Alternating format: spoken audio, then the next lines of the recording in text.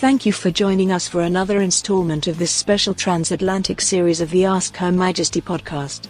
Today I welcome a remarkable guest who embodies resilience and innovation in the face of societal transformation. Law student, criminal justice graduate, fellow fitness trainer and podcaster, and good friend, Fatima Diop, joins us to share her invaluable insights and experiences. As a podcaster and advocate for legal adaptation within the framework of the robo-state system, Fatima has played a pivotal role in reshaping law and law enforcement for the modern era. Join us as we delve into her journey, her vision for the future, and the transformative impact of her work. Stay tuned for an enlightening and thought-provoking conversation ahead. I hope you all were well briefed last night because today is the busy case I promised. Let us come to order, my sisters. Fatima, in recent years, we've seen a significant departure of male students from the legal and law enforcement fields. This shift has had profound implications, as evidenced by the 2030 elections where all candidates for public office in Ohio, both successful and unsuccessful, were female. Now, for the first time in history, every Ohio state senator, representative, and the governor are female, along with a near-total takeover of the law enforcement profession by women. While initially celebrated as an unprecedented victory for equality and justice, some of the newly elected officials and law enforcement leaders are questioning the wisdom of having protective services solely in the hands of those traditionally considered the weaker sex. There's a growing suspicion that this female takeover might have been a Pyrrhic victory, handed over by unseen male forces fatigued by the ongoing battle for equality. As someone deeply engaged in the legal and societal landscape, how do you interpret this phenomenon, often referred to as the manishing, and what implications do you foresee for the future of governance and representation in light of this gender imbalance? Sister Zainab, the roots of the so-called manishing can be traced back to social media trends that started in the mid-2010s. Incidents like Gamergate exacerbated the divide between the sexes, where the gaming community, which had been largely male-dominated, was exposed to a vast audience of women for the first time. This clash highlighted deep-seated issues and fostered a sense of resentment among many young men who felt misunderstood and ostracized by women. Terms like incel or involuntarily celibate were coined to describe men who struggled to find sexual and romantic partners. Unfortunately, this term quickly became associated with a tiny high-profile subset of these men who had resorted to misogyny and violent incidents.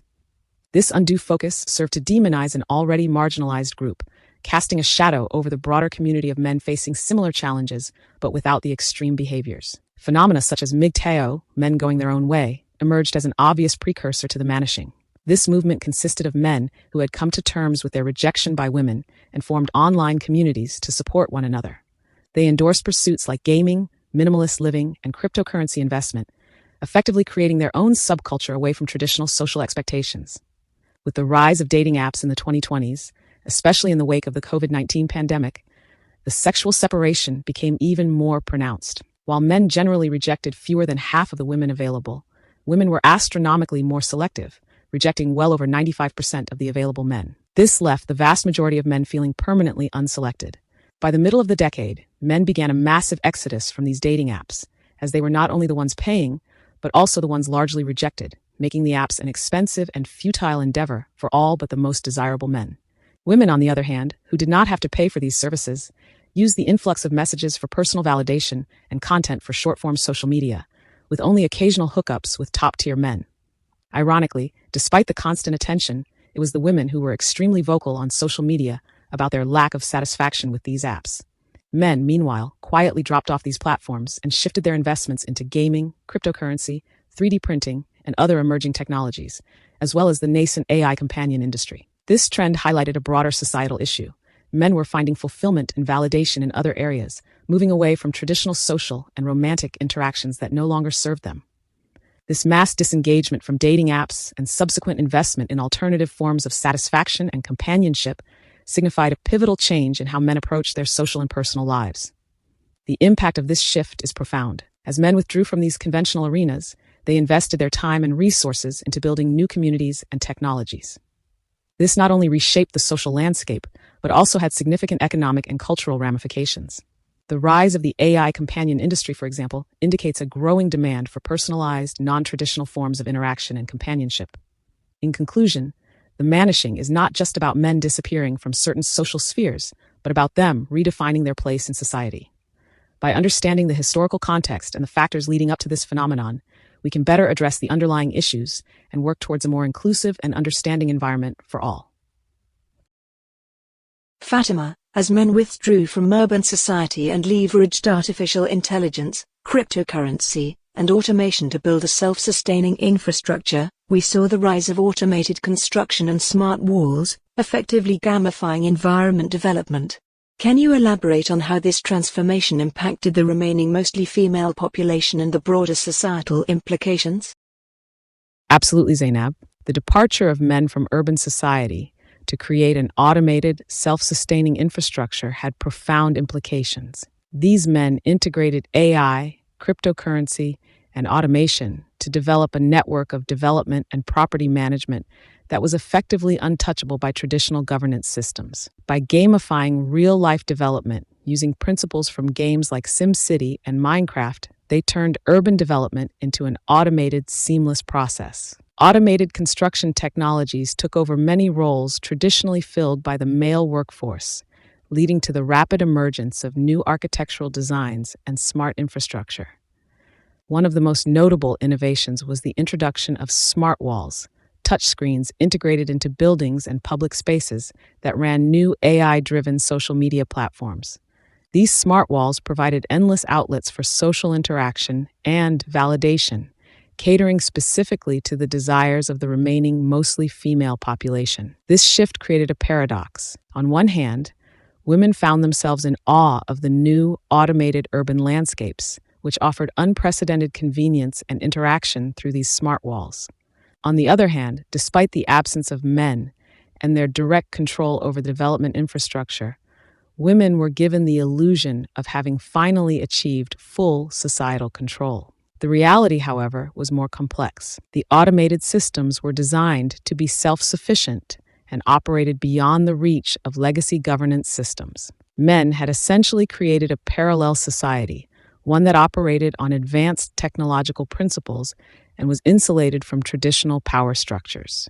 This new infrastructure allowed them to withdraw physically from urban centers while still exerting significant influence through technology and automation. The societal implications of this shift are multifaceted. Women, who now dominated the visible social and political spheres, experienced a newfound sense of empowerment and control. The smart walls and AI-driven platforms catered to their need for social validation and engagement, fostering a sense of community and connection. However, this empowerment was to some extent illusory. The underlying infrastructure was still controlled by the automated systems developed by men, which continued to shape the urban environment and societal dynamics in subtle but profound ways. Furthermore, this transformation raised questions about the nature of control and governance in an increasingly automated world.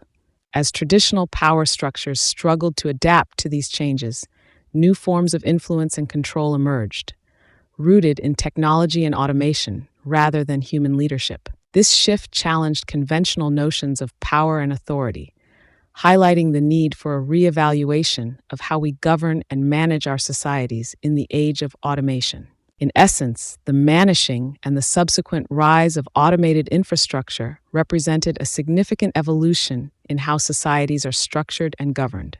While women experienced a sense of increased empowerment and control, the true power lay within the automated systems and the technological innovations that men had developed. This dynamic underscores the importance of understanding and adapting to the changing landscape of power and influence in a world increasingly shaped by technology. The automated property management infrastructure was remarkably dynamic and user-friendly, catering to the immediate desires and needs of its mostly female user base in real time. This system provided an unprecedented level of convenience and efficiency, creating an environment where women felt supported and empowered by the technology around them.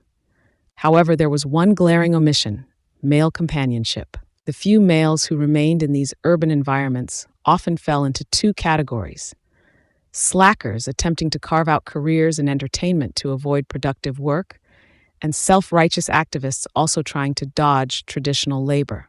Both groups found limited success due to the rise of social media and automated governance, which mitigated the opportunities for unproductive pursuits.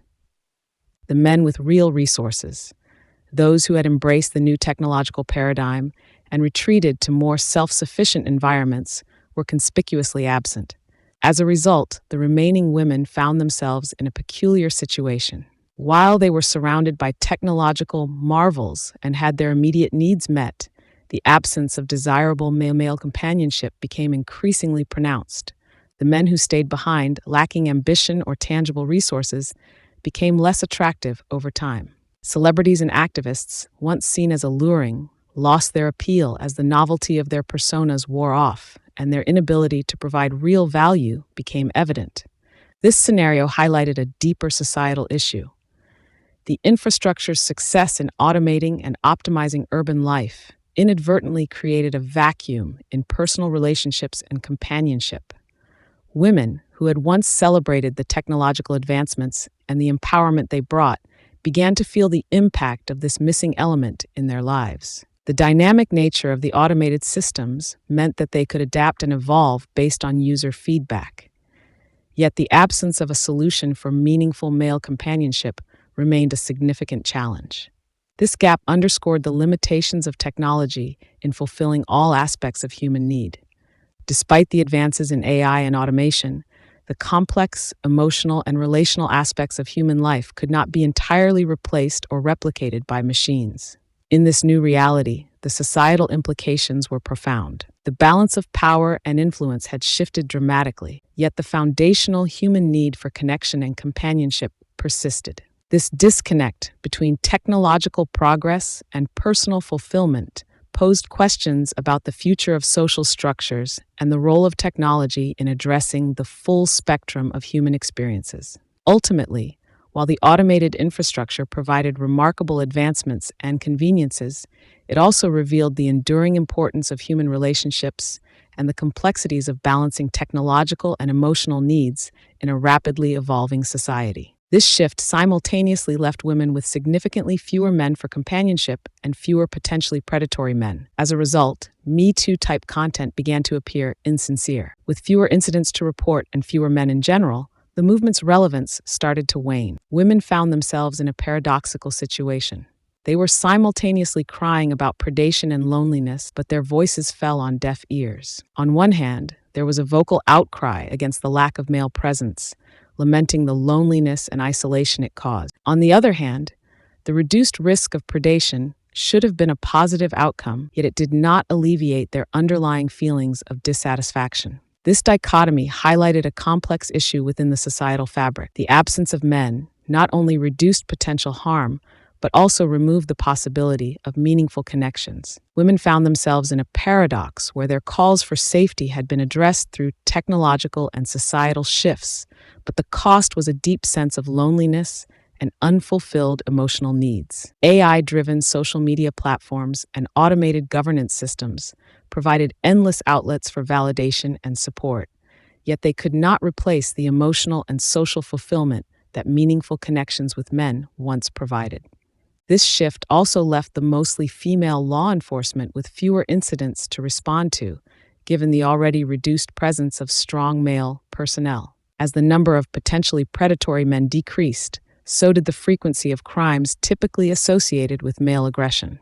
This trend resulted in a less demanding workload for female officers, who now found themselves in a more manageable and less dangerous environment.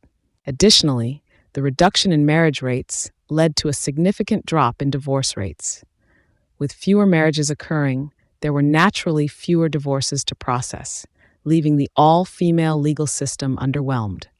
Lawyers and judges, who had once dealt with numerous family disputes and divorce proceedings, now faced a sharp decline in their caseloads. This reduction in legal and law enforcement activity highlighted a new societal equilibrium. While it brought about a sense of safety and stability, it also underscored the unintended consequences of the manishing. The legal and law enforcement professions, once bustling with activity, now experienced a lull, leading to a reevaluation of their roles and the broader implications for societal governance and support systems. In essence, the manishing created a landscape where women had achieved a degree of control and safety, but it also introduced new challenges. The reduction in male companionship, The shifting dynamics in law enforcement and the decreased demand for legal services all painted a complex picture of progress and its accompanying costs.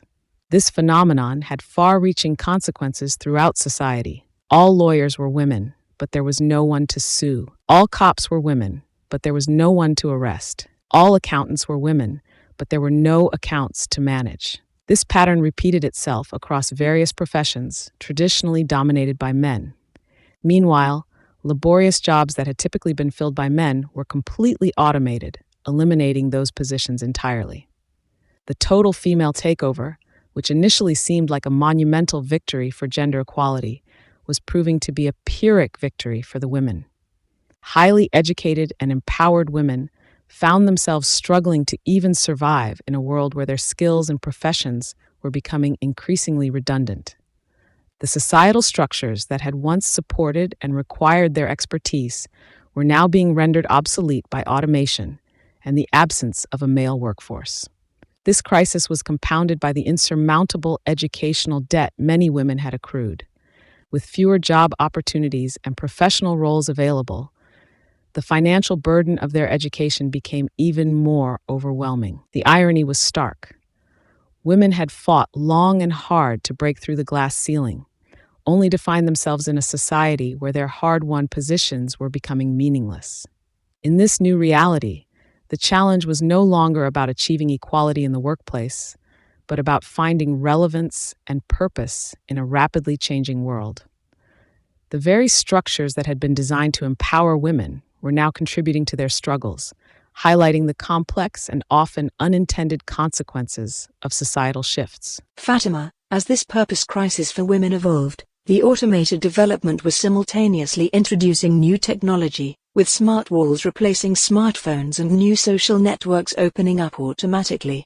These platforms gave many women opportunities for paid content creation on these automated platforms. Platforms like Humdrum, derided as a TikTok for smart walls, Spatter, considered a Twitter for smart walls, Smackdown, viewed as a Rumble for smart walls, and Hot Thought, seen as an OnlyFans for smart walls, were automatically recruiting women all over the cities as the only employment opportunity for heavily indebted yet recently victorious women. How do you see this dynamic affecting the long-term societal structure and the concept of employment for these women? Sister Zainab, this dynamic has profoundly impacted the long-term societal structure and the concept of employment for these women. Women who have been educated and entered professional positions are now abandoning those roles for the lucrative content creation market on the new automated AI platforms out of necessity. With automated AI hosting this content, it's being mined for use across various platforms. Explicit content on Hot Thought, for instance, is being used for mocking content on SmackDown. While many women remain oblivious to this manipulation, some more educated women are starting to get wise. They suspect that unseen male forces may be orchestrating these dynamics. This awareness is gradually spreading, leading to a growing skepticism about the real motives behind these seemingly empowering platforms. Moreover, the shift from traditional employment to content creation is changing the professional landscape. The allure of quick, easy money is pulling women away from stable, albeit less lucrative career paths.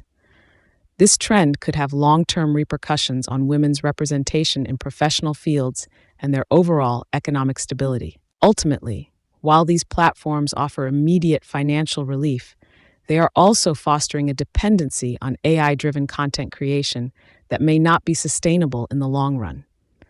The manipulation and cross-platform use of content raise ethical concerns and highlight the need for greater awareness and critical thinking among content creators. Fatima, Ohio's incumbent Governor Rita McGovern won in a landslide in 2030 in what has been dubbed the Humdrum Revolution, leading to an unprecedented total female takeover of the Ohio government. While McGovern has not questioned the legitimacy of the Humdrum Revolution, she ran on a platform of reining in the powers of automated artificial intelligence platforms and has vowed to find the men responsible for engineering these autonomous AI development programs and hold them accountable.